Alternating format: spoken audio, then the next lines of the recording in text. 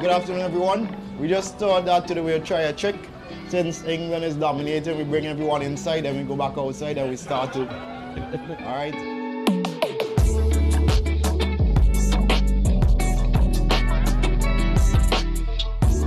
Lara, as you all know, Brian has been a champion of West Indies cricket for many years. Recently, he wrote this magnificent book, the England Chronicles, telling us all about his battles with England over the years. He's gone for a ball, and there it is! Lara has done it, the ball rockets into the boundary fence. We've seen history made today. He kisses the turf, and his colleagues in the West Indies side make the avenue of cricket bats. Lara, many congratulations, the world record holder. How does it feel? I feel great, I'm really happy, and it's a special moment for me. It's the best day of my life, and it's nice to have Sir Gary here to see it. The intention is to give every single one of you one of Brian's book in a gesture to say thank you for all your support to Cricket West Indies or West Indies cricket over the years. Thank you.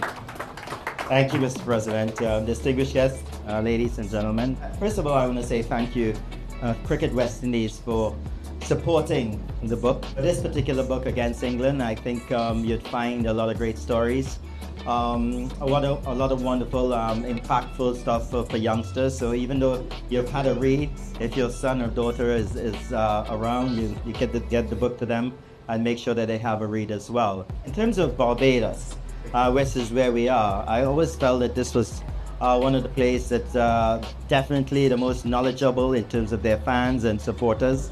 What I want to say now is that I want to say a huge big thank you to everyone who has supported me throughout my career, everyone who has spent time. Maybe sometimes I disappointed you, maybe sometimes I brought joy to your face and joy to your family or your space. I want to say a huge thank you for all the support over the years. And in this book, I hope that I reach out and I inspire the youngsters, and I bring a smile and some memories back for the older ones that see me play. Thank you very much.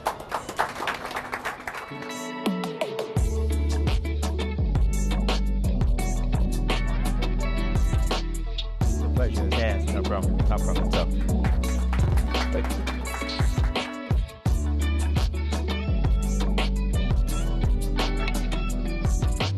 Okay, so here we are, Brian, Charles, Lara. Of course, you've released your book. Why at this point in time was it so important to put it pen to paper and let the world know your story, especially when it comes to the England rivalry?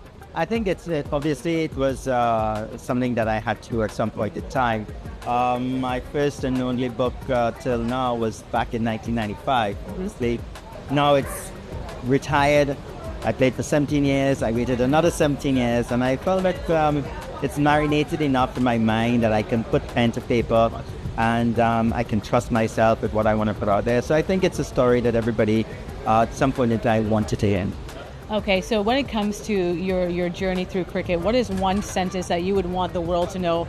Playing a sport, the most important thing I feel is that have you brought joy and happiness to the people who paid money to watch you play? So that sentence again, which I did 17 years ago, was, did I entertain? Okay, and lastly, if your bat could speak, what do you think your bat would tell the world?